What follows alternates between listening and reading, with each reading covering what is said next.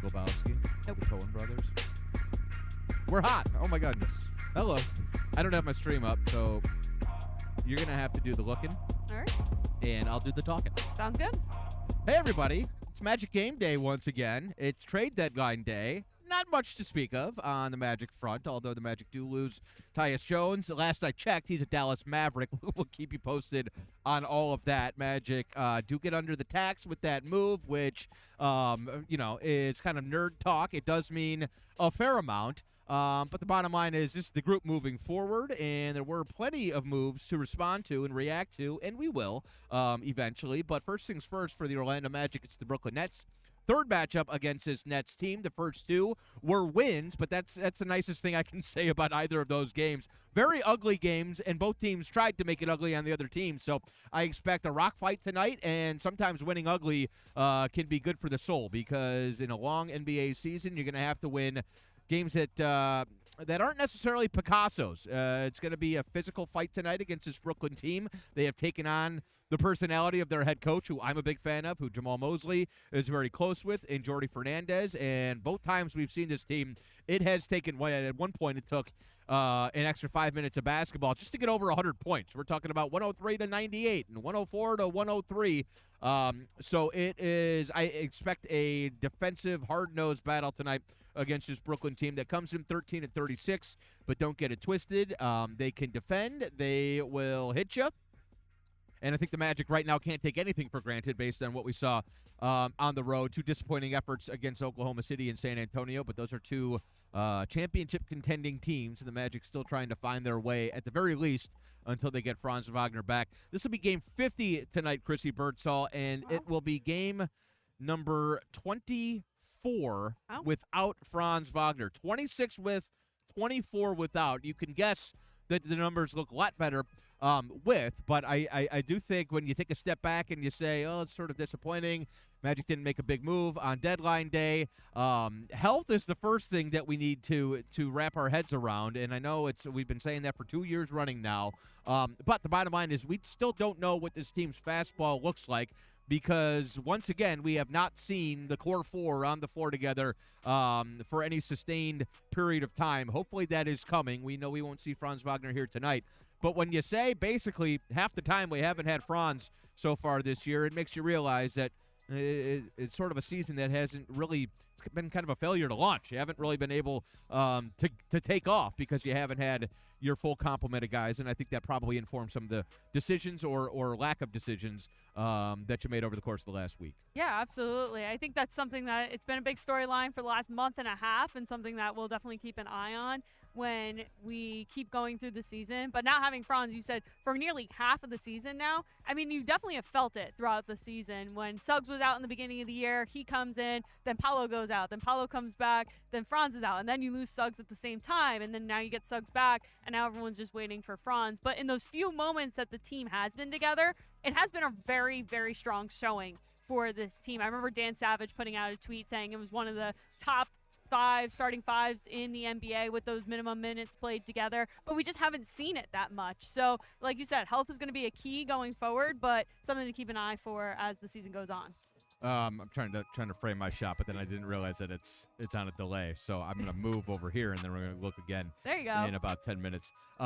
Look, the bottom line is, I think I'm sure Magic fans wanted shooting specifically to be added, but as far as like major moves and anything that's kind of drastic, until you see what it looks like sustained this season with your group on the floor, you didn't want to make any sort of massive moves that you may end up regretting in the long run. I think this group of guys here, and especially now, as you talk about what it looks like without Tyus Jones, you want to see more, and you want to see more from Jace Richardson, and I think that's what that means.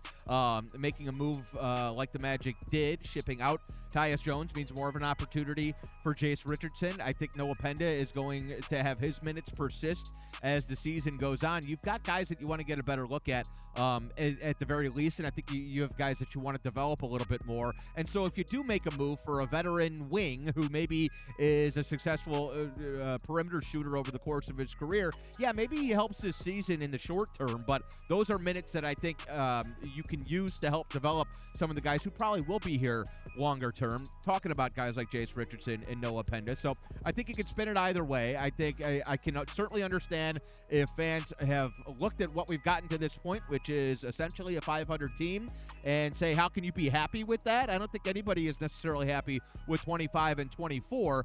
But I do think as you sit down and you look at some of the moves that might have been possible, there's always a bit of a downside to bringing in veterans who you expect to help right away, and one of those could have been jeopardizing the immediate development of some of your young players. Obviously, you're still figuring out what the bench bunch looks like with Mo Wagner back. We know he's going to play an important role there, and so I do think you've got more than enough depth on this team. Now it's a matter of getting healthy and just getting a look at what these guys look like together for a sustained period of time, because I think we still haven't seen that, and of course that's been frustrating. Jeff Weltman addressed some of this. He jumped on with Brandon Kravitz and Mike Bianchi, our buddies, and I believe that'll be posted on their website sooner than later. And then I know he addressed and spoke with the assembled media over at the training center. That was, about 45 minutes ago now. Let's crack open Chrissy's quote book. This is going to be a fun broadcast. Chrissy's quote book. See, that I set myself up for that. You can't crack open Chrissy's quote book. That's too right many, there. That's I don't know what I was doing. Too many consonants. Going down that road. Far too many consonants. What did Jeff Weltman have to say, Chrissy? And if you could just dig into that quote book for us, both with Brandon and with Mike Bianchi, and then to the media afterwards. Yeah, and I'm going to use a question here from Kyle Gaming to actually kind of set this up a little bit. He said, beautiful. Franz isn't the solution. We'll need help, but our effort and energy can't depend on Franz alone.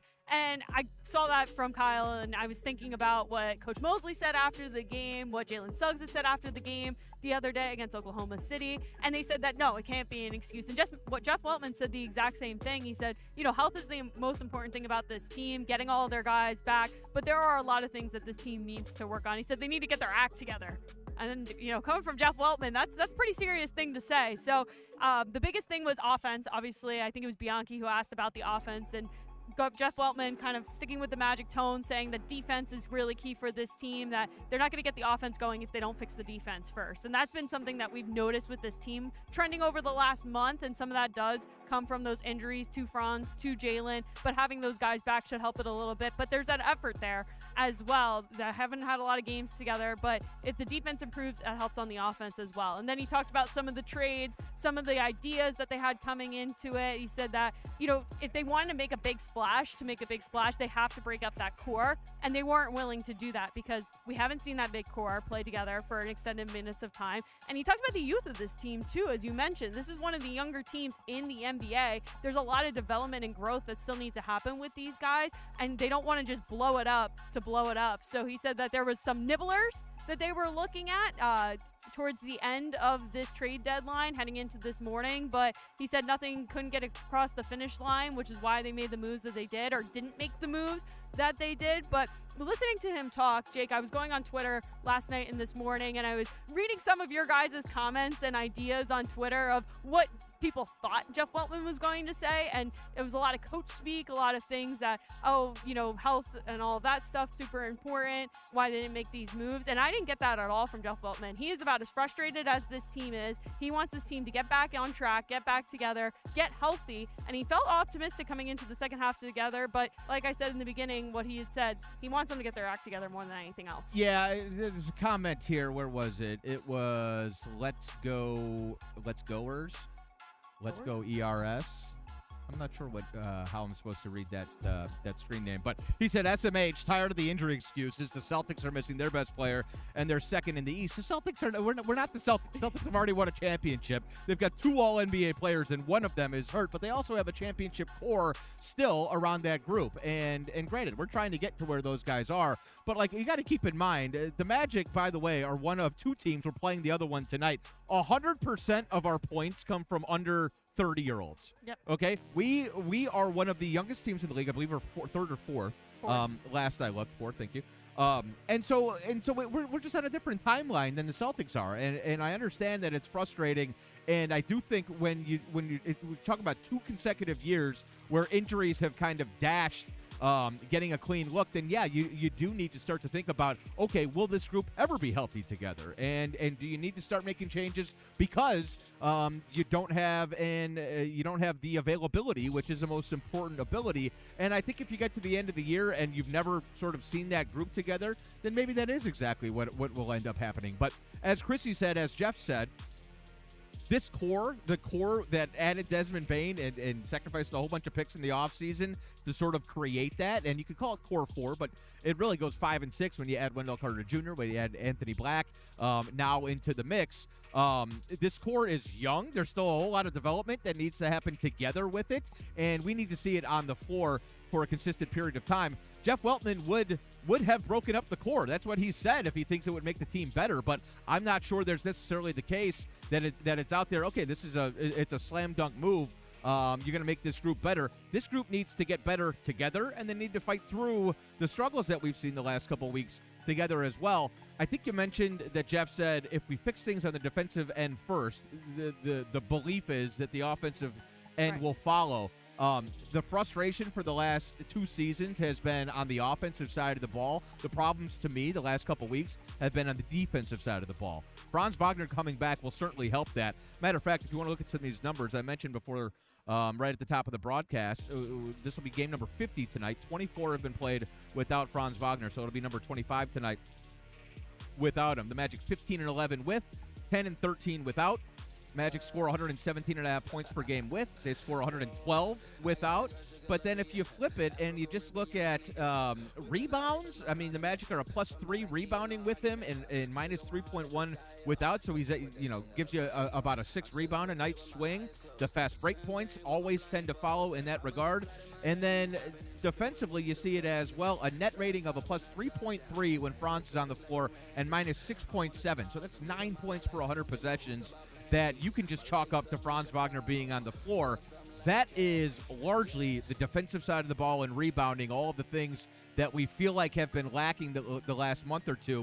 I think with your full complement together, it's not just blind wishful thinking that they're going to be much better defensively when Franz comes back. We have absolutely seen that, and until you've got the group on the floor together and you're defending the way that you think you can, and then the offense still doesn't catch up, then I don't think you need to make those decisions or any drastic decisions just yet. We have proof that when the team is defending like they did at the beginning of the year, the offense is good enough to win at a high clip. It's just a matter of getting back on, in my opinion, to that on the defensive side of the ball. Yeah, and one thing I want to add about that is something Wendell Carter Jr. said the other day, I believe it was before Oklahoma, and it kind of echoes this idea of how much stress the offense has had. He said, I think that, they don't have to make every shot, but he wanted them to have a really good offensive performance against the OKC Thunder just because of how sound they are on both ends of the floor. And Jeff Weltman said that this isn't a team they're not built to make every single shot. This is a team that's defensive and then works their offense from their defense. And with the defensive issues that we've seen, it's put more pressure on the offense to make every single one of those shots. And then when they aren't converting,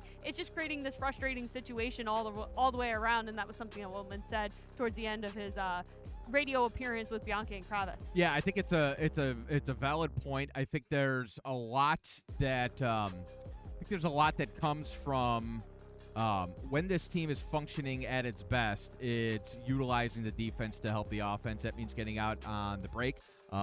Which we're not a team that's going to pull the ball out of the basket and just raise up the floor like you saw Toronto do the other night. We need to turn teams over. We need to force misses. I think it's a good test tonight against a tough Brooklyn team that no matter what, last couple times we've seen this team, it has been an ugly basketball game with a lot of turnovers. Need to do a better job protecting the basketball, but we should be able to get to that sprint game tonight because Brooklyn will cough it up as well. They are 24th in the league, averaging about 15 turnovers a night. The other thing is, when we talk about the problems offensively, I think there's something to, we're getting the looks we want, we're just not making them. And we've pulled the wide open 3-point numbers plenty, but the bottom line is the Magic aren't finishing at the rim either, and that is something that Franz Wagner obviously helps. But we got to get back to that. First of all, we're not getting to the free throw line. Last 10 games, 17th in the league in free throws attempted, second overall for the season. So that's a big drop-off. But also, just for the whole season, we generate the 4th most shots in the league at the rim, within 5 feet from the bucket, and we make them at a 24th in the league at a field goal percentage that is in the bottom 6. And so we're getting the looks that we're looking for. All anybody wants is open threes and looks within 5 feet. We just don't make them. And so that is one of the frustrating things. But what it tells me is that it doesn't need to be an entire, structural difference. We don't need an entirely new offense.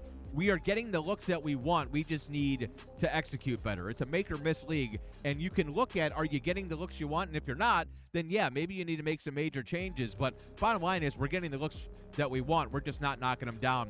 We need to just kind of boost a little bit, get some more open looks in transition, make it a little bit easier on yourself offensively, and I think you'll see that pay dividends. Right, and I think over the last couple of weeks when we've talked about the offense, what they need to see from the offense, a lot of the guys said they want to get Desmond Bane going. And some of these games where they've played really well, looking back at Miami and Toronto, you've seen Desmond Bane start to get going, especially with that 3-ball, but he's one of those guys, if that 3-ball's not falling, he's able to go downhill and then get those close shots as well. For sure. But they were saying, I remember it was Wendell Carter Jr. said that they want to get him more open looks when he had, I think it was like 7 of 10 from 3-pointers the other week.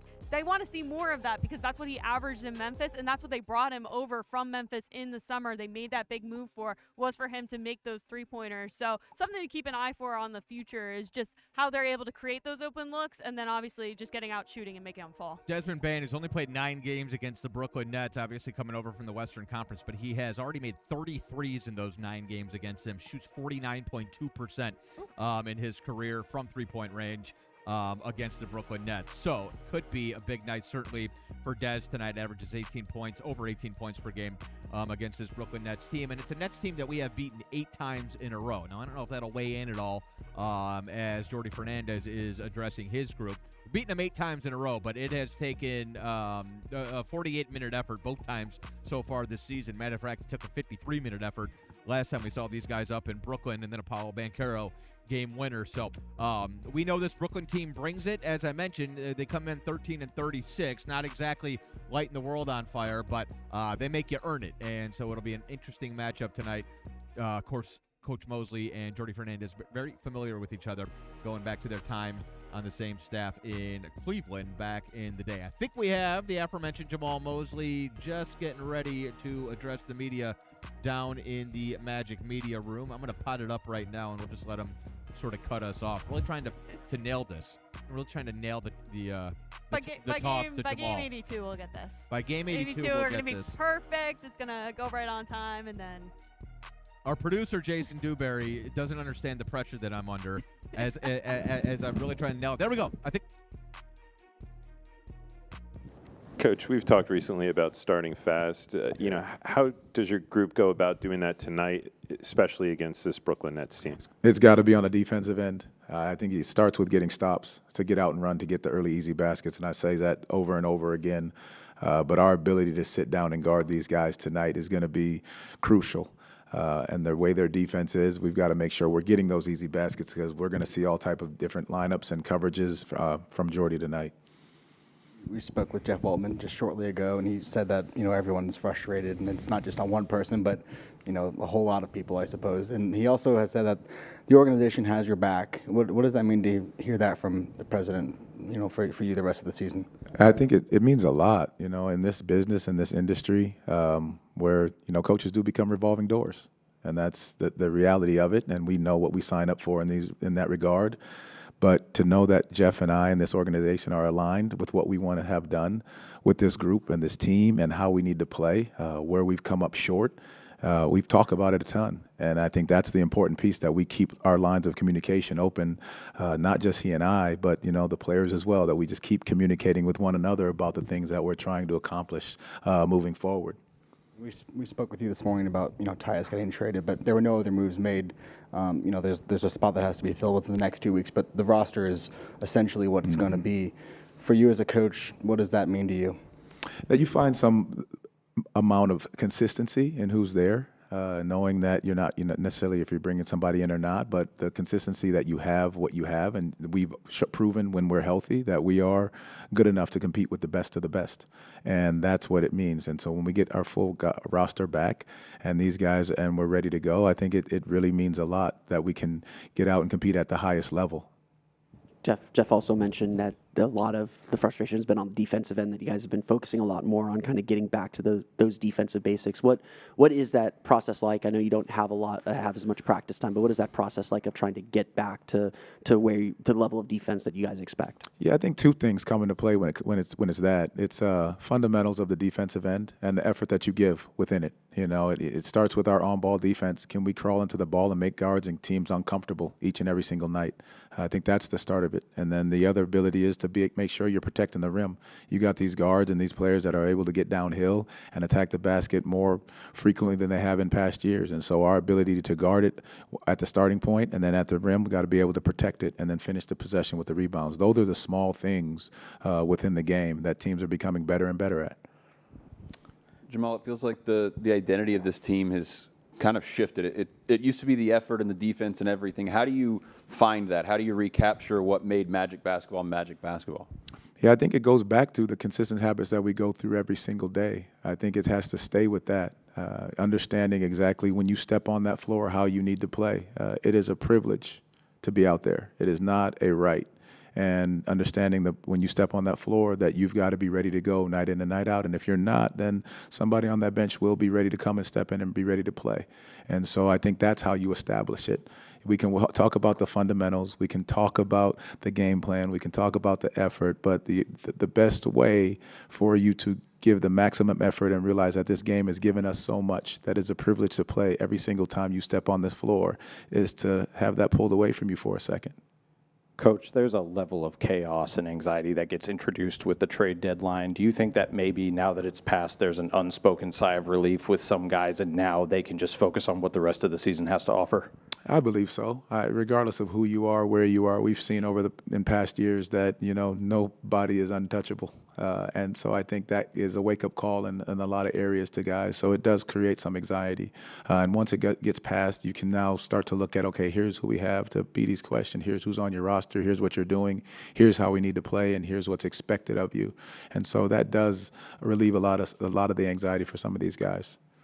Coach, how are you doing today, and how is the locker room dealing with Tyus Jones, being a part of this team for, half the season, losing him, and then, dealing with the cold side of the business and then having to come out and take care of business that same day tonight? Yeah, that's a great question. The locker room wasn't happy. There was no celebration to it. They missed the guy that they've been with before, but you also understand, and I've said this before we got Tyus, his connection to so many guys. He's a Duke guy, so there's Paolo and Wendell. Then he's, from Minnesota, so he had the mentorship to Jalen. I think those that he played in Memphis with Dez. So those are long-lasting relationships that aren't just about the court. And I've said this time and time again, and I believe it till I can't say it anymore. We are in the relationship business, and it's about people. And so when that happens, you feel for the person and the husband and the father first. And then you talk about the court knowing that he still gets to play basketball, which is still a privilege because that's the business side of it. But we are also in the business of winning games. And so you got to find a way to do that as well. The guys will find a way to respond tonight, and it goes back to the fundamental side of our defensive focus and our effort and our energy as that ball gets tipped up. Thank you, Coach. Thank you all. Appreciate it. All right, Magic head coach Jamal Mosley, welcome back to the Perch. Jake Chapman, Chrissy Birdsall here with you. We're getting set for the Magic and the Brooklyn Nets. Magic 4 games before the All-Star break, all here in the friendly confines of the Kia Center. I think we'll see Giannis. Oh, wait, your mic's not. Well, yeah, it is. Your mic's on. There you go. Hit that. There we go. Oh, there you go. Took a second there. Welcome to radio, kid. I'm still learning. Yeah. It's fine with GA. No, You probably won't. We probably won't see Giannis. I don't know if we'll see Giannis the rest of the year, but he is still a member of the Milwaukee Bucks. I know plenty of Wisconsins are That is true. reacting very positively to that. Yep. Trade deadline has come and gone. You heard Coach Mosley mention Tyus Jones, the personal connections, and what you miss when you lose a guy like Tyus Jones. First and foremost, because I know that Tyus's defense has come under the crosshairs for some Magic fans. Offensively, he was very, very valuable to this team, to the second unit, period. He gets you organized. There's a reason that the Magic's bench bunch has functioned offensively pretty well. Not the greatest defender in the world, we understand that, but he is an assist-to-turnover ratio machine, and so the Magic will miss that. They will miss his organization, but he also was one of your veterans and one of the closest things to a 30-year-old that you had. You talk about the relationship with Jalen Suggs, as Coach Mosley mentioned, going back to them both being Minnesota guys, the Duke relationship, and then obviously with Desmond Bane, teammates for a couple seasons in Memphis. That all that stuff matters, and Tyus, I know, was very instrumental in the development with Anthony Black. So far this year, they had a pretty close relationship, and when you talk about a team that is as young as we are, seeing a guy like Tyus and just guys who have been around this league, know what it takes to stick in this league, and what to be and how to be a professional, you are losing something there, and so I think we need to make sure that we acknowledge that. And Tyus Jones, at the very least, I think, will be thought upon fondly by his teammates on his way out the door. Jamal Moses said this morning, this sucks. Days like this suck was the word that he used. And so there's always that element of yeah, it's a business, we understand it, but these are real relationships with these guys, and it does suck. Yeah, Noah Penda said also this morning, just like what Tyus did for him and Jace coming in as rookies and the experience that he was able to get. And it was not only on-court stuff of, how to manage your shooting frustrations, but it was that off-court stuff as well. And that was something that Noah Penda said that he's going to take with him throughout his career, is just some of those early managing your frustrations, how to be a leader, how to act when you're on and off the court. And that's something that obviously this team, being a younger team, they're still learning, they're still figuring out. Having somebody like a veteran like him was really important to set that tone, set that balance. But now with him being traded, who is going to be that leader? And I've seen some comments in here, a lot of people talking about Paolo Banchero needing to step up as a leader. And we heard him talk about it last week of he's always been a lead by example guy. He admitted it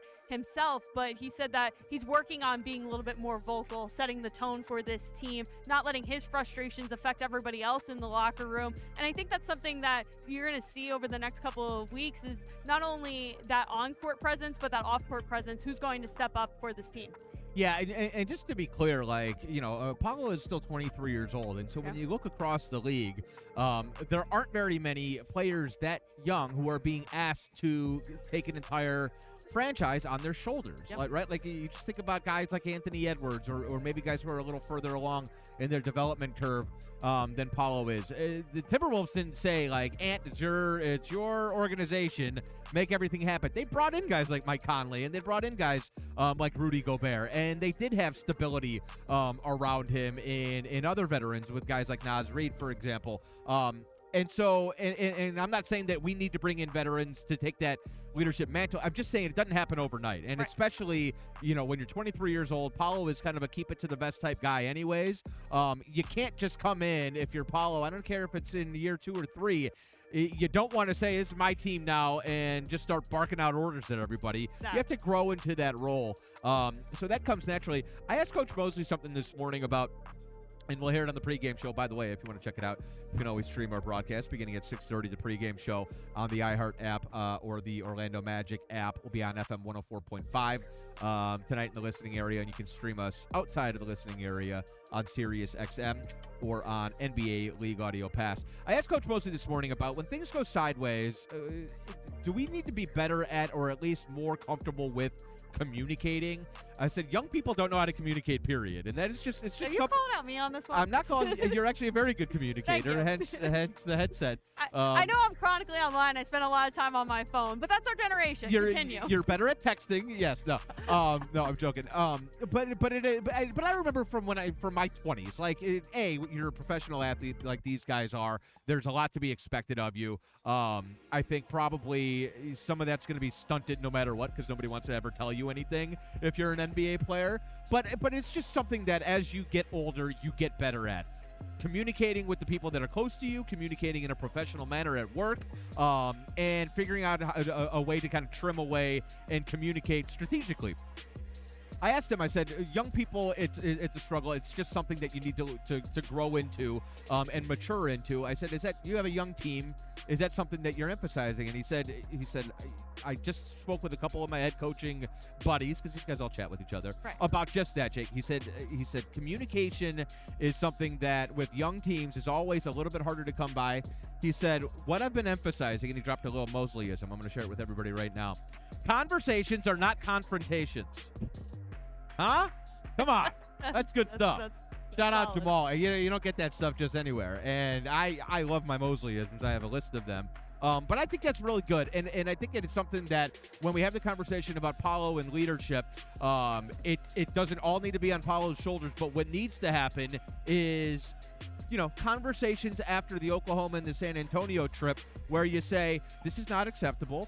This is the team that we want to be. This is the team that we are right now. How can we spin it forward and get to where we're trying to get? And that doesn't need to be, hey, this is your fault. This is your fault. But when you're out on the floor and somebody blows an assignment, guys need to be comfortable saying to each other, no, you're supposed to be here. And that always kind of falls, when you're a young team, you expect the head coach to do it. It's not Jamal Mosley's job to be on the floor and say, no. Like, there has to be some self-policing that goes on. And so as you mature, hopefully that starts to emerge a little bit. But everybody needs to be responsible, I think, for themselves and for the collective direction of the team. It's too much to put on the head coach. It's too much to put on the best player. Everybody needs to buy in and to share the responsibility there. I think there's a little bit of self-accountability to that as well. I think Jeff Maltman talked about it with Bianchi and Kravitz on his 96.9 appearance earlier today, that everybody has to buy into it all together. And coming into this week, you got 4 games at home, a good opportunity to get some wins. Jalen Suggs said that this was a pivotal 4-game stretch. He wants his team to rally off some wins before the All-Star break. I mean, you look at these 4 teams, you look at Brooklyn, you look at Milwaukee, you look at Utah. These are all very winnable games. You just have to go out and do it. Yep, 3 teams, 4 games. We'll see Milwaukee twice before the break, but you got to get 1, and then we'll deal with Utah after the fact. It's the Brooklyn Nets coming up here tonight, 3rd matchup with Brooklyn. The Magic have won 8 straight against this franchise, hoping to make it 9 in a row. Tip time coming up in about 90 minutes. She's Chrissy. I'm Jake. You can check us out on FM 104.5 beginning at 6:30. The pregame show with Brandon Kravitz. I'll have the call beginning at 7 o'clock. Stream us on the iHeart app or the Orlando Magic app outside of the listening area on Sirius XM NBA League Pass audio as well. We'll talk to you guys on Saturday. Go Magic.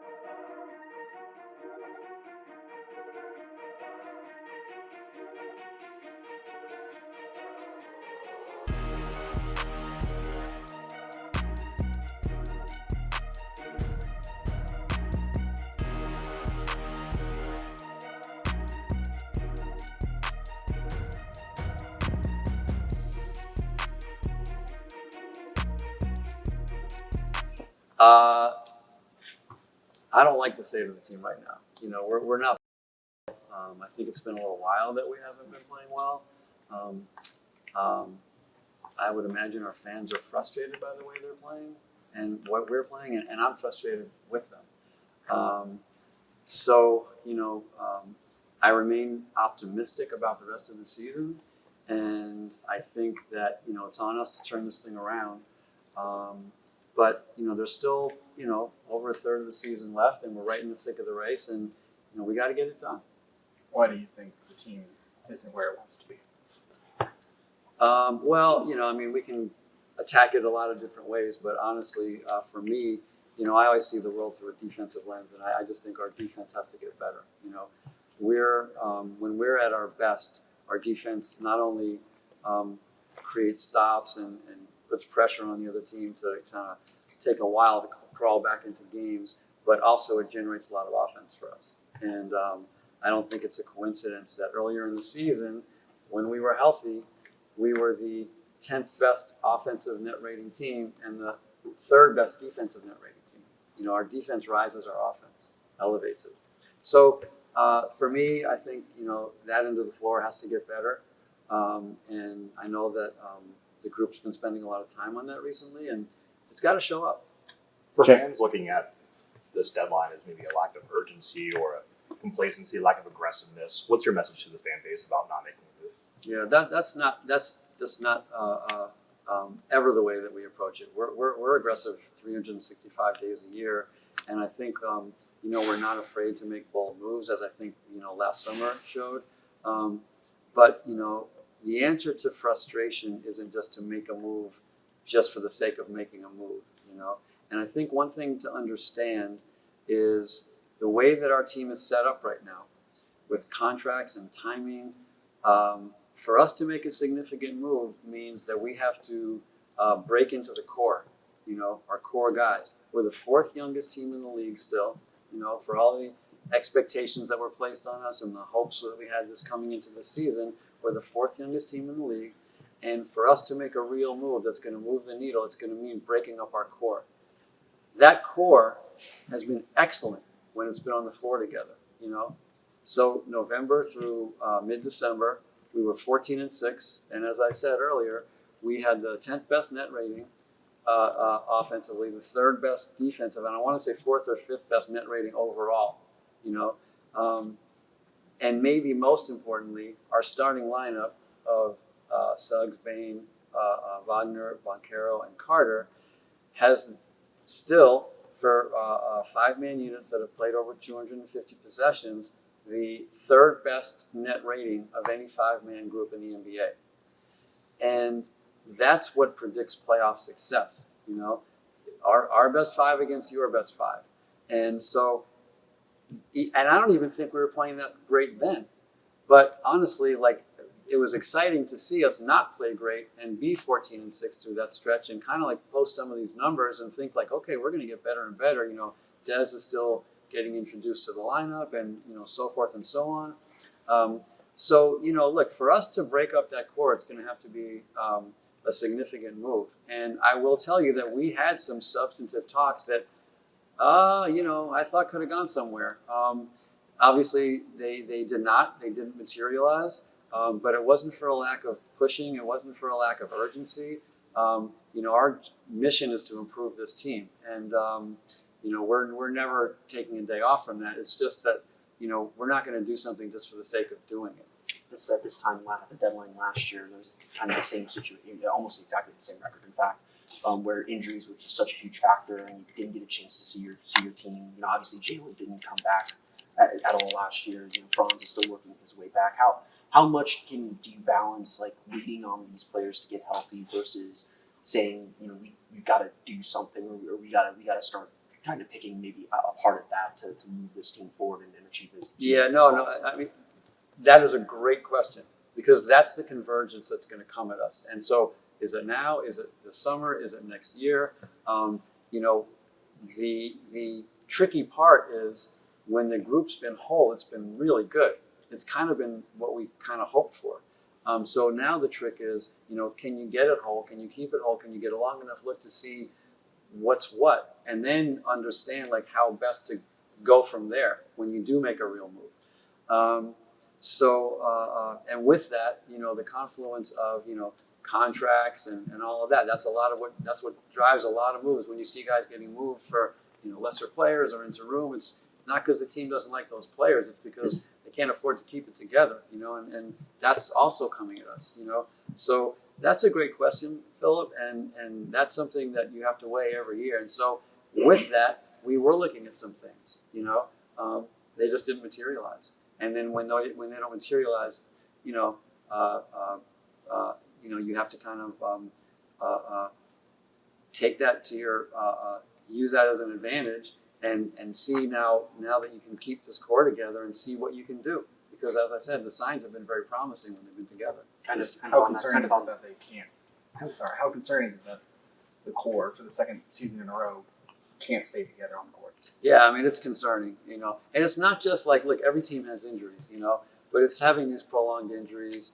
All I can say is like these are soft tissue injuries. There's nothing, what can you say? It's the NBA, and this is what happens sometimes. And I do feel like we're a little bit Groundhog Day with this season. The only thing is I also think we're better this year because of we added Desmond Bain, and so I hate to keep saying it, but when this team has been healthy, it's been really good.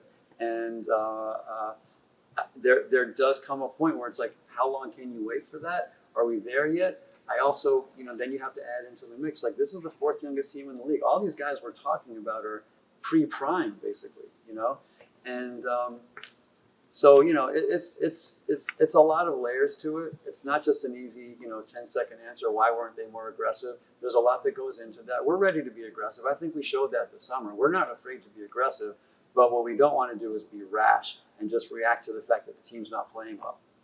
Is this current core and the construction of the roster, is it good enough to compete?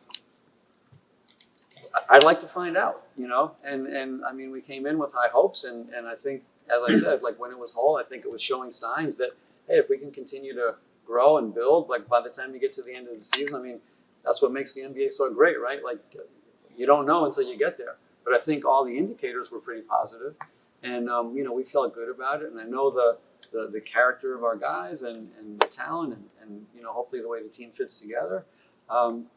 But now we have to reconstitute that because the frustrating part is through whatever we've been through, we've kind of lost that. And now it's not like you get Franz back and you just click. We have to re-earn that. And I know that the team has been spending a lot of time on that. There have been a lot of conversations and practices and starting to get back to basics and a lot of these things. And hopefully, we start with a 4-game homestand, and as I was saying before, we have, I think, us and Atlanta have the most home games remaining in the Eastern Conference, and we have to take advantage of that. When the identity of the team has kind of just gone away, like this team doesn't play like they used to play, whether it's effort or success or whatever. Is that coaching? Is that performance? How do you evaluate that? It's everything.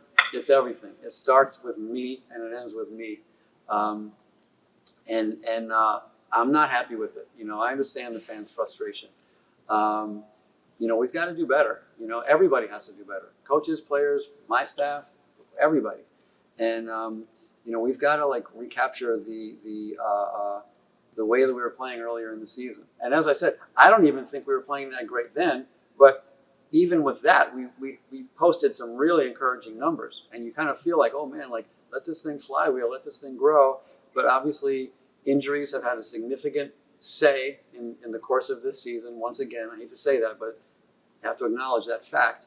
And especially when two of our best defenders miss a prolonged period at the same time.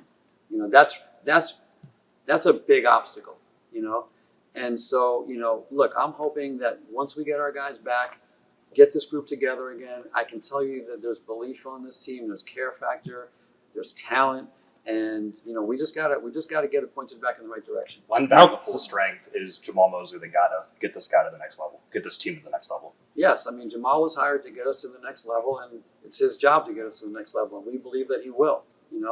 But it's him and it's me and it's everybody. It's an organizational success or an organizational failure. It's not on one guy. We've all got to do better, you know. So yeah. So you recommend Jamal for the rest of the season? Yes, like, organizationally, I'm saying like we have Jamal. Jamal has our full support, and Jamal's our coach for the rest of the season. So it's not a matter of like I know there's a lot of chatter out there and stuff. Like it's not one person. This is a basketball team. It's a basketball organization, and it's a group effort. We've got to get better. And you know, I can tell you one thing. Like I know, you know, Moses going home every night, looking at himself in the mirror and not sleeping and trying to figure out how to do this thing and how to you know, get us back on track. And I know the players are doing the same thing. There's a lot of people that are frustrated and that care greatly about this. And you know, we feel the weight of the fans' frustration. You know, let me say that. You know. When I hear lack of urgency or this and that, it's like I don't sleep. You know, I mean, we got to get this thing right, and you know, I'm confident that we will. Where's Franz in his recovery, and how do you think that situation, playing in Europe and then coming back and not playing, was handled? Playing. Like Listen. games and then I'll say Europe this. I'll say this. When you get to the back end of rehabilitation periods, it's the trickiest part, right? Then it becomes more like, how am I feeling? You know, and you kind of you play 3-on-3, and like you know, teams don't really practice anymore. So you know, you don't really know until you take that leap. I will say this: I don't think wild horses could have kept Franz Wagner from playing in Berlin, and I think Franz felt he was ready to play, and you know, did okay. And I think he was probably had adrenaline coming out of his ears. And the next game in England, less so. And he probably realized, oh wait, it's like maybe I wasn't all the way there. You know, a lot of this has to do with, you know, as they say, reconditioning and all of that. So I think, you know, Franz is as competitive, as tough, and loves basketball as much as anyone I've ever been around. And you guys know, what did he play his first couple of years, like 81 and 80 games or something like that? You know, Franz wants to be right. Franz wants to help his team win games. And you know, I think to answer your first part of the question, he's very close. So how aggressive do you want to be in the buyout market with that extra roster spot now? Well, again, so this a lot feeds into what our roster looks like. And again, you know, picking guys up so that you just say you did something, or like, is there a guy that's going to make a difference? And also, even in looking at trades, you see all these names flying around. You know, you have to look at, you know, do they have money next year in their contract? What are they looking for? What is the player looking for? There are some players that got traded, and you can say, like, well, why wouldn't the Magic go after those guys? Well, maybe we don't have a contract that matches up. Maybe they have money next year. Maybe they have expectations about what they're looking for. So I can see a couple names, but like, we have our backcourt with Desmond Bane and Jalen Suggs and Anthony Black, you know? So is that guy going to play in front of those guys, you know? And this is again, our core. So I don't know, like, we've been spending a lot of time on that, you know, this morning, even talking about potential buyout guys and whatnot. We will look to add somebody to replace Tyus shortly. And, you know, after that, we'll kind of see how that stuff shakes out. Why do you think Tyus wasn't as impactful as you guys had hoped when you signed him? I don't know. You know, Tyus was a you know, 40% three-point shooter for, you know, the last part of his career. He's obviously like a brilliant floor general. He's got some physical limitations, but we felt that with our defensive prowess, we could absorb some of that. You know, it's sports, man. It's basketball. It didn't work. I don't know why. I really don't know why. And he's a great guy, and you know, I think he's going to land in Dallas, and we wish him the best, and I think he's going to be really good there. We saw it with KCP last year when he came in. You know, the second half of the season, kind of got it, but from the jump, wasn't shooting the way he wanted to, the way you guys wanted to. And now Tyus similarly dropped to 29% from three. Why do you think the last two free agents you've signed haven't shot the ball? Yeah, well, we spend a lot of time on that, Jason, and I don't have an answer for that. You know, I think that some of that is, you know, a lot of shooting, I say, comes from what kind of shots you can generate for our team through your defense, and then roster stability, lineup stability. You know, and when you have the kind of like crazy amount of lineups that we've had over the last couple of years through all these injuries, and then this year with like the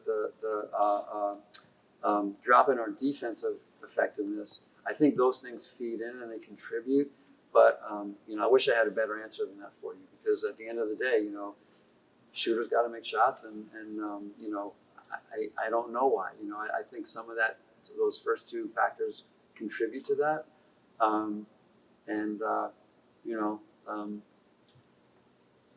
Tyus is a good shooter. He's a good player. It just didn't fit here.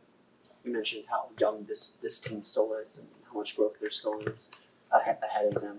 How have you seen them maybe deal with the frustration, or how have you seen them kind of react and deal with some of the frustration in the season, and how do you take that into account or help them grow into better leaders, better young players in that process? Yeah, that's a great question, and it's actually like a really important question, because I think sometimes we've handled it well and sometimes not, and I think that's part of what goes into these trade deadlines. When you say like, how long do you wait, for this to see if the roster can be healthy? The thing about the health is, like, it gives you a baseline of understanding how things fit together. And without that, you really don't know. Like, this guy's going to play in here, and then when this guy comes back, he's going to be here, or he's going to be on the bench, and you just don't know.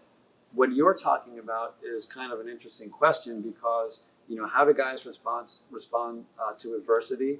How do they respond to the vagaries of the NBA when it gets really hard? And I do think you learn about guys through that. I think, if anything for us, it helps us learn some of our guys and maybe the best ways to help them cope with it. But it also gets back to the earlier question of, look, man, we want to improve this team. This team has been good when together, and it's very young. They're still, if I would have told the fans, like, last year, this is what Anthony Black is going to be this year, I don't know what they would have said. What's he going to be next year? What's he going to be? We have to think about what these guys are going to be, a few years down the road. They're all still very, very young. So that's part of, growing with a young team. If we want, we can get old really quickly and probably be better, and listen, there are degrees of that, when we talk about, like, making a substantial trade and involving the core, we looked at some of that stuff, we're still evaluating that, but that's a great question. In those evaluations, we asked about the buyout market earlier. Just what type of player are you looking at? Is it a veteran? Is it a guard? Is it big? Yeah. Well, I would say hopefully for us, probably a veteran, but I would also say, those guys generally aren't going to move the needle a lot, and I don't want to do it just for the sake of doing it, Right now, get our guys back healthy, get on the floor. Our roster is, I'll let other people talk about how good it is, but it's fairly well balanced. It's complete. If I say we're going to bring in, a 32-year-old guy who's, a great open three-point shooter, but how do we get him on the court? So, like, what does that do? So, I don't know. We'll kind of like go through the process of seeing, the next few days who shakes out. There could be some surprises, or talk to agents who are saying, hey, listen, my guy, they've said they'll buy him out if you guys are interested, and that sort of stuff. We might just keep our powder dry for a bit. I don't know. I wouldn't look at that minimum guy who's going to be on the buyout market at this stage as a needle mover.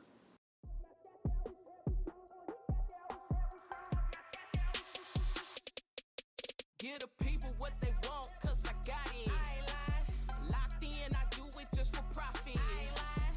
Loving how I break it down just like that. I ain't lying. Loving how I run the town just like that. I ain't lying. Loving how I break it down just like that. I ain't lying. Loving how I run the town just like that. I ain't lying. Who said they could top me? Step in the place, I steal the show. Said they happy checking for me, ain't never seen my type before. Love to see me coming, but my haters might just shed a tear. Cause when I put that hammer down, I bet you this whole room clear. Ain't no competition, it's against just me, myself, and I. Checking in the mirror, thinking, how could one chick be so fly? I'm from another dimension. Now that I got your attention, tell me who can do it better. Never the two, never the less.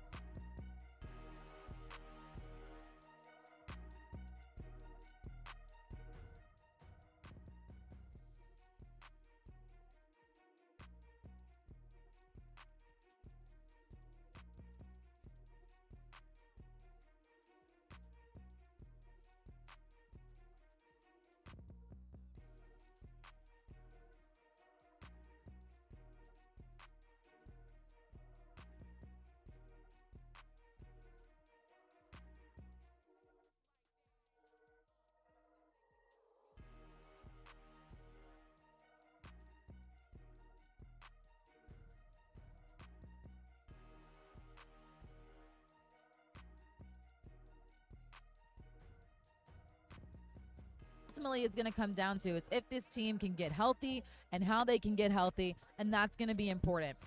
And then for Jeff, he mentioned how he's got head coach Jamal Mosley's back. That's going to be the big thing too, because this team, they're going to need everyone to be on the same page. They're going to need everyone to have each other's back as we continue to finish out this season. And the Magic look to make a deep run in the playoffs. So everyone's got head coach Jamal Mosley's back. Now it's time for this team to get it together and try to rack up some wins before the All-Star break. So I want to get to your comments, and I want to check. Are we good with the audio? Okay, we're good. I want to check with everybody. Okay. Everyone's talking about the trades and everything going on. There were some crazy trades going on so far. I do want to get to a couple of them because I do want to talk about some of the things that were happening. So for starters, the Bucks, they'll keep Giannis until the remaining of the season. Now, whether we see him or not, because I know he was nursing an injury, so that's going to be a question too. The Bucks come here for 2 games, so that's going to be interesting to see if Giannis will be able to play or not due to injury. The next thing, the Jazz. The Magic will be taking on the Jazz Saturday with a new look as well. Jaren Jackson's in the mix now with them, so that's going to be an interesting thing. The Bulls, they've added 9 second-round picks in last week. Vooch heading to Boston. Did anyone see that coming? I don't know, but Vooch heading to Boston. And then I think the big one is also the East continuing to get better. So AD heading to the Wizards, making that huge move, adding 3 other players for Chris Middleton. Then they sent a couple players over that way and some second-round picks. And then, of course, the other one, too, Jared McCain, heading to the defending champs, just bolstering and continuing to add to the slew of shot makers that they've had so far over at OKC. So a lot of trade situation things happening so far this season with this trade deadline. It was wild. It was crazy. But I want to get to what the guys had to say at shoot-around today. So let's listen to what the guys had to say at shoot-around. Coach, in this business, how tough is it, on days like today, both keeping the focus level and then to say goodbye to guys who are, stand-up human beings? Yeah, days like today suck. I don't think there's any other way to put it. Or not, you're talking about the young man that Tyus is, what he's done for us in this part of this business, but more than the court, what he was for our locker room and our young guys and his voice and helping young guys learn how to mature and being pros in this business. So, yeah, these days are very tough, and the energy in the building is exactly what it should be. Not happy about, losing a guy, of who this young man was and is. Never easy. Tyus meant a lot to everybody here in the organization. Like you said, A+ human being, first and foremost. We're going to miss him. A lot of guys are saying, it doesn't even feel the same in here today. And that's just the type of impact that a guy like that has. Built so many relationships with players, staff. He was a big part of what we've done and who we are. So definitely, like you said, one of the tougher days. It's really tough. Ty's really been the guy who took care of me since I arrived here. He had his own stuff to handle during the beginning of the season, and he still made sure that it was right. Me and Jason every time take care of it. So obviously, it's a tough business. But like every other business, there's no space for emotions. So yeah, it's really tough to see a guy like him go away, but that's part of it. And we welcome you back to Courtside Countdown presented by Hard Rock Bet. Kendra Douglas joined by Savage Says, and Dan, there's a lot to get to today. And, I just mentioned what the Magic did during the trade. Of course, now Tyus Jones with the Dallas Mavericks, but through that, cash considerations. But also, can you explain a little bit more, especially with the draft collateral, and what this all means for this organization and overall?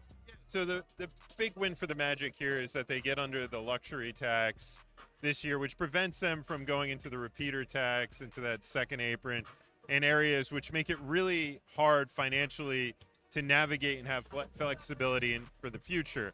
So while the Magic have dealt out a lot of picks, both in the Desmond Bane trade giving up 4 first-round picks, one of which is already conveyed, was going last year, so it's really 3 remaining.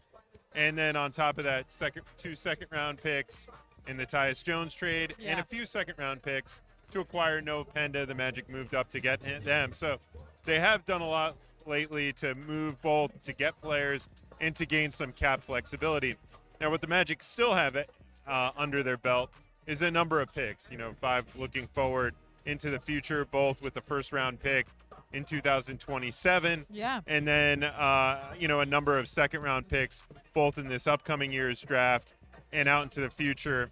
A pick swap as well in 2021, 2029. So there's still a lot of versatility, and for the Magic to add pieces around the edges as their young core continues to grow.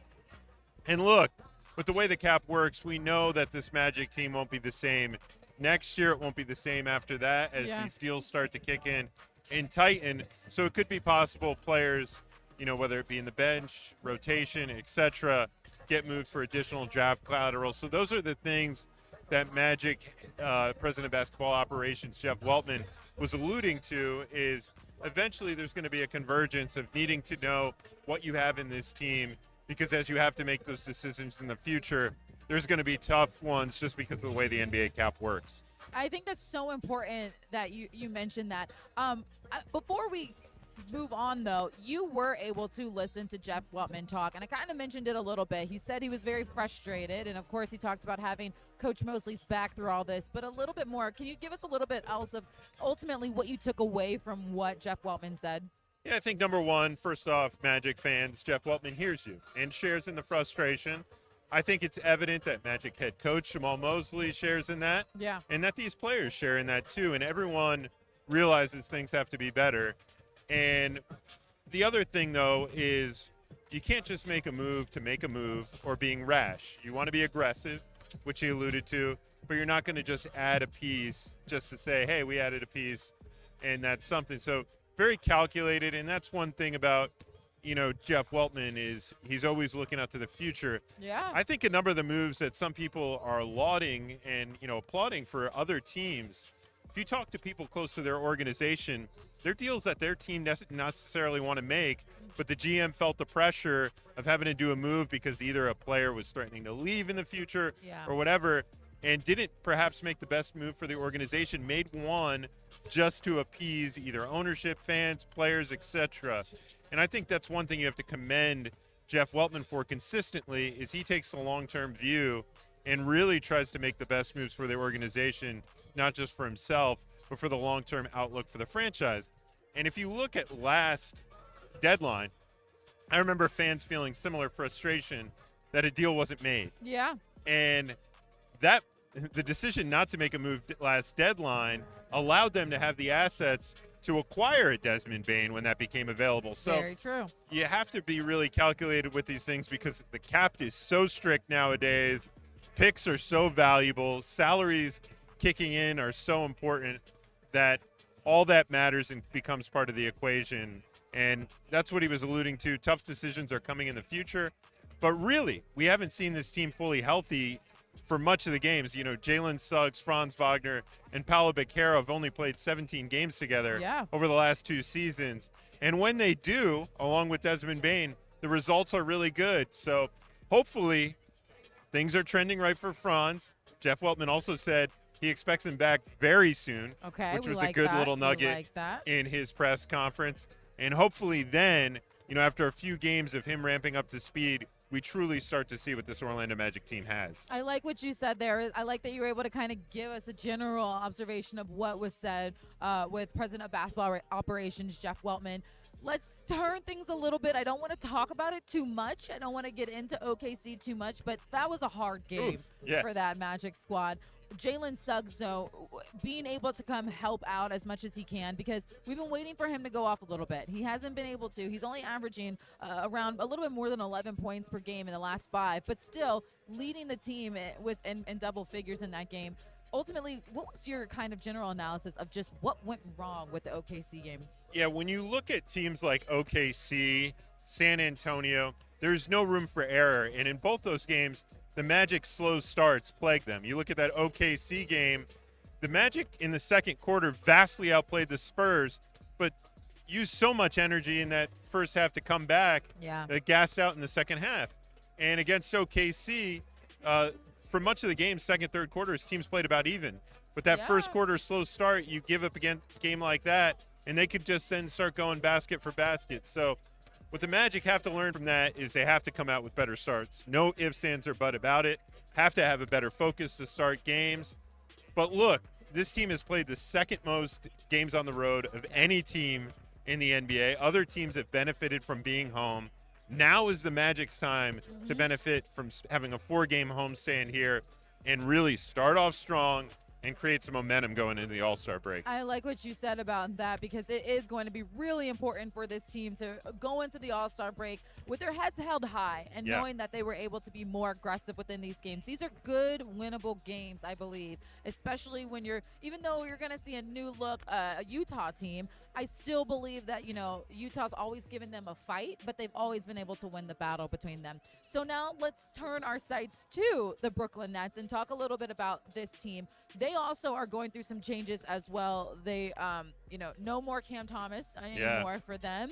And they're figuring things out as well. Another group that has kind of been on a slump, and they're trying to get back into the win column on things, but very similar, essentially, if you look at what's going on. I mean, MPJ, of course, is a whole nother person of himself, but still, you look at this Brooklyn squad, and they're going to be a test for this team. Yeah, you look at their roster, there were 5 guys in their rotation that are rookies or really young players, inexperienced, that are getting heavy minutes for the Brooklyn Nets. And now that's only going to ramp up with the subtraction of Cam Thomas. Yep. And so that's going to play a part in their mental makeup. I think they're going to have a big sigh of relief knowing that a few guys that are on their roster were heavily mentioned in some trade talks. Yeah. Didn't materialize. They know what they have now, so they're going to settle into that tonight. So you got to be careful of a team like that. The other thing with the Nets that you really have to watch, too, is head coach Shorty Fernandez throws out a number of defensive looks. What you see in the first quarter will not be what you see in the second quarter, third quarter night. He mixes up coverages, chooses specific possessions where he likes to blitz. And I think what we saw from the Magic team, that caught them off guard, allowed the Nets to come back in that fourth quarter before the Magic ultimately adjusted in overtime and found a way to come away with a win. Yeah, let's blame Igor for that one. He definitely was just a crucial guy for the Brooklyn Nets in that game. I mean, the way that he was able to just here's going to be the To shot. me, that's the perfect play of how you handle the blitz. And I think we saw in Paolo as the game went on, he had both a big pass to Tristan there and another one to Wendell Carter Jr. that were huge possessions for the Magic in that game, and that's what they're going to need once again tonight when the Nets choose a blitz. It sure is. And ultimately, though, this was a team that, the way that they were knocking down shots as well, they're also going to have to defend the 3 because you can't let guys like Michael Porter Jr. get going. Who, you mentioned, guys were in talks. He was a guy that was in the talks, in the conversation, but ultimately Brooklyn staying with him. Then P5, of course, getting the buzzer, the bank shot 3 at the buzzer, his first buzzer beater in his career, which I think is still interesting to say. I guess he hasn't been in positions to do that. Well, he's hit game winners, but not always at the very last second. Yes, so. That's true. That's true. No, yes, that's very true. So, yeah, those two, hopefully you see P5 have another strong night as he is on the court. He was on the court. And you got Mo Wagner on the court, Anthony Black on the court, guys who you want to see do well as well. I want to talk about Mo Wagner. Didn't have too many minutes on this road trip, but still, when he did, he was very instrumental with this group. What do you liked about kind of how you're seeing him ramp up a little bit more? Yeah, I think the key cog with Mo Wagner and key factor with him is that he provides self-shot creation for a second unit that currently needs some. They're trying to find their way offensively. They're a little bit thinner on the back end with Franz Wagner out. Other players have to step into the starting lineup that will later fall back to the bench unit and provide additional scoring punch there. But without Franz, you need guys like Mo Wagner to really step it up. Now, look, it's a lot of pressure on a guy like Mo Wagner to do that when he's missed over a year. So I think we're starting to see him continue to find his rhythm, get back into form. Want to see him when he's fully flush, and usually I expect for a guy like that who feeds off the energy to start establishing that at home, take some of those charges we know that he's accustomed to, and really help provide the scoring lift. for that second unit. But he knocked down a couple threes on this road trip. He did. And I thought that type of shooting, so big for this group. That's what we need right now. It really is. I like that you mentioned that of what he can do, and when he does get going, how effective he is, not just on the court, but for the bench as well. So that's going to be someone you really want to see have a good game going into this one. I want to get to some of your comments and stuff, but you know what? Will Dawson, thank you. Shout out to you. I've been sifting through the comments, and they've been a little negative. I'm not going to lie. But, you know, we have guys like Will Dawson coming in who's saying, hey, let's keep the positive energy, everyone. Let's keep it positive. Guys, I understand.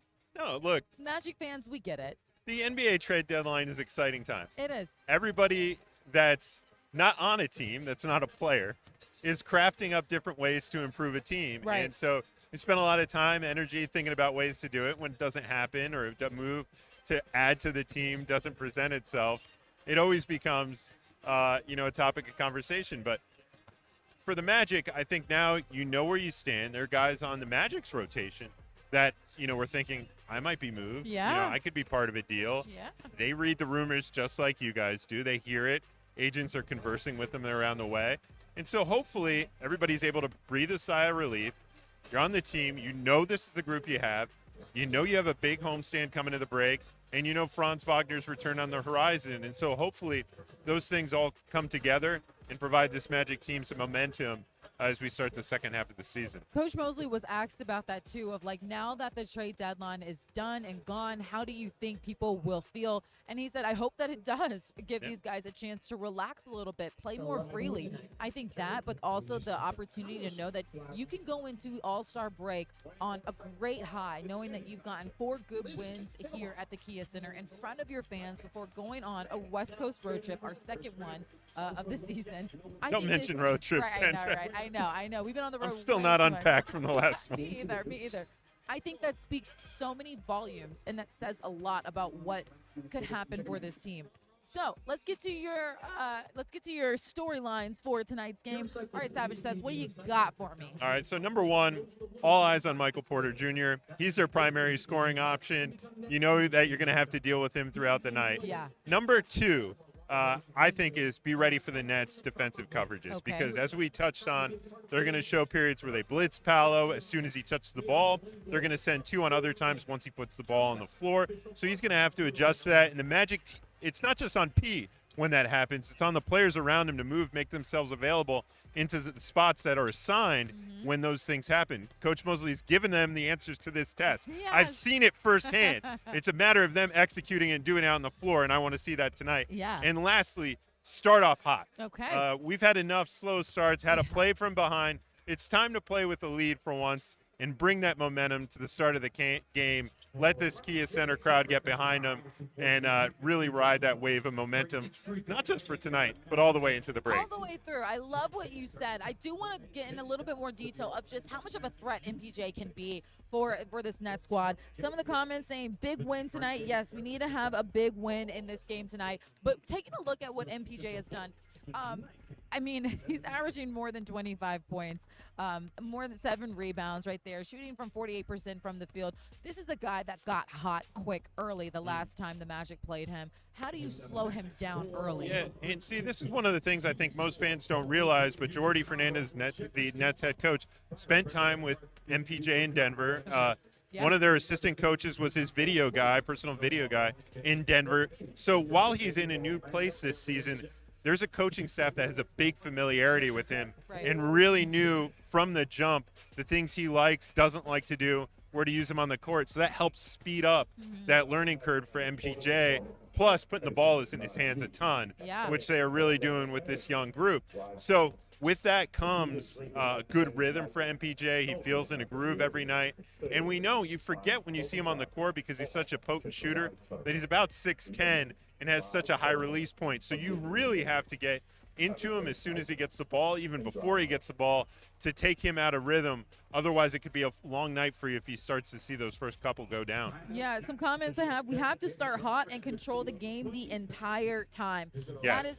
I love what you said about that one. Yes, that's going to be important for this Magic squad. I think we've done, like you just mentioned, we've done enough of coming from behind. This Magic team needs to be able to come here tonight and give you a full 48 of them taking the lead the whole time. Yeah, no doubt about it. Too much playing from behind. I think that starts to wear on a team, especially one that's missing one of its key shot creators in Franz Wagner and key two-way players defensively on the other end. So it'll be nice to play with some momentum tonight, come out hot, and really gain the energy of the crowd to get the Magic out of a funk and get back on a win streak. I want to get the Orlando Magic fans out of a funk as well, because I need more positive energy in the chat, guys. Let's look ahead at the schedule because we've got some cool games coming up. We want to see you, the fans, here inside the Kia Center for these good games. Oh, that's a face we haven't seen in a while, huh? I love sneaking Gary Harris into a graphic. Who did that? So you get the Jazz will come here on Saturday, and then Milwaukee Bucks will take on the Magic twice. So you have two opportunities to see the Bucks play. You got Cole Anthony on that team. You got Gary Harris on that team. Two guys who. Well, Cole Anthony just got dealt. Yeah, I know. The league happens fast. The league. Cole Anthony spent so much time with the Magic, already in 3 teams in 1 season. He is. So Cole Anthony not there, but Gary Harris will be there. So that's going to be interesting just to have him come back. So much happens in a trade deadline in life. I know. I feel I have to go back and recap all the moves because we're doing so much here to prep for things that don't happen, might happen, could happen. Yes. Between yesterday, all the way from yesterday afternoon where you heard the Tyus thing might happen all the way through the end of the deadline to then Jeff Weltman speaking, Jamal Mosley speaking, uploading all that. My head's spinning right now. I believe it is. And so I'm just hoping this Magic team starts off hot and that start to recap all the writing by halftime because the game is so well decided that my brain doesn't have to process anything else. I know, right? Magic fans, don't you guys want like a little mental break right now? We need one of those games. Yeah, don't you want do you just get to watch this Brooklyn game and just be like, oh, nothing to worry about? I think the one thing for Magic fans to hang their hat on is the Magic have a really good home record this season. Just haven't been able to play a lot of time there. And so hopefully this extended trip reminds people of that, reminds themselves of that, and uplifts the spirits of everyone heading into the All-Star break. And then we could all enjoy a little time to reset and get ready for the second half of the season. I would love nothing more than to have a nice reset so we can get ready. I think Magic fans need a reset as well because tonight they're just in their feelings on the group chat. They're in their feelings tonight. I'm gonna let you guys have that tonight. But come Saturday, I need better positive energy. Everyone have just that feel till it. tipped. Yes. And then at tip, flush it all out. Right. And let's root this team on for a win and have a successful homestand. I know. And with that being said, we're going to wrap things up. Thanks for watching Courtside Countdown presented by Hard Rock Bet. Kendra Douglas, Savage Says. Up next, you can check out Dante Marcatelli and the crew for Magic Live, the pregame show, as they get you ready for tonight's game, as the Magic will look to go head-to-head against the Brooklyn Nets. They've already won twice against them, looking for a third win against this Nets squad. And we will see you guys on Saturday. So thank you guys so much for joining us. Bring back good energy Saturday, guys.